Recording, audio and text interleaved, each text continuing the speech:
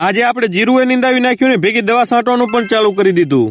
રાધે રાધે દોસ્તો, આ 10 વાગે હું ભાત લઈને નીકળી ગયો. કુંભરીમાં જવાને આવી ગયો આપણે જીરે. તો નીંદવાનું થોડુંક હતું તો 12 જણા નીંદ્યા વાળા છે ને આપણે આ જીરામાં દવા છાંટવાની છે. તો દવામાં સાસિયા માટે આપણે ટાટા કોન્ટાસ, ફાલફૂલ માટે ગીબર પાવર અને ગ્રા માટે ટોપ રેડ અને ભેગું આપણે ઇફકો નેનો ડીએપી પણ છાંટવાના છીએ. તો આપણે એક પંપે ગ્રાની અને ફાલફૂલની 35 ml અને સાસિયાની પાણી પાવાનું છે એટલે 15 ml દવા નાખી દીધી. ને ત્રણેય બાપ દીકરો લાગી ગયા જીરામાં દવા છાંટવા. તો હજી આપણે દવાના મન 5 પંપ એટલે કે 1.5 કલાક જેવી દવા છાંટી હશે. ત્યાં ખાવાનો ટાઈમ થઈ ગયો તો પછી આપણે રોટલા ખાધા ને રોટલા ખાઈને મૂલિયા ચડી ગયા નીંદવાને. આપણે પંપમાં દવા નાખીને પંપ ભરીને લાગી ગયા દવા છાંટવા. તો આપણે જીરામાં દવા છાંટવાની રમઝટ 3 વાગ્યા સુધી એક ધારી ચાલુ રાખીને હવે મૂલિયાને ચા પીવાનો ટાઈમ થઈ ગયો તો અહીંયા ભેગા આપણે પણ ચાય પી લીધો. ને ચાય પીને છેલ્લો સાર નીંદવાનો હતો તો મૂલિયા ચડી ગયા નીંદવાને. અમે ખંભે પંપ ઉપાડી લીધા ને લાગી ગયા જીરામાં દવાની શોટ દેવા. તો આપણે જીરામાં દવા છાંટવાની ચાલુ જ હતું ત્યાં ઉબાજુ મૂલિયાએ નીંદી લીધું તો તેમને છૂટા કરી દીધા ને આપણે ચાલુ રાખ્યું જીરામાં દવા છાંટવાની. બાકાજી કી બોલાવા. તો આ દવા આપણે સાંજના 5:30 વાગ્યા સુધી છાંટીને હવે વાયરો ઘણો થઈ ગયો તો એટલે દવા ઉડી જતી તો આપણે રેવા દીધું. તો આપણે 20 પંપ જેવી દવા છાંટવાની બાકી રહી ગઈ છે તો એ આપણે હવે કાલ છાંટશું. ને પછી આજના દિવસની ખેતની છેલ્લી ચાયની ચૂસકી લઈને પંપ ને બીજો બધો સામાન હતો તે હગે વગે કરીને બાઇક લઈને નીકળી ગયા ઘરે જવા ને સાંજના 6 વાગે આવી ગયા ઘરે. તો ગાઈસ આવા નવા આપણા વ્લોગ જોવા માંગતા હો તો અત્યારે આપણા પેજને ફોલો કરી દીધો. મળી નેક્સ્ટ વ્લોગમાં. રાધે રાધે.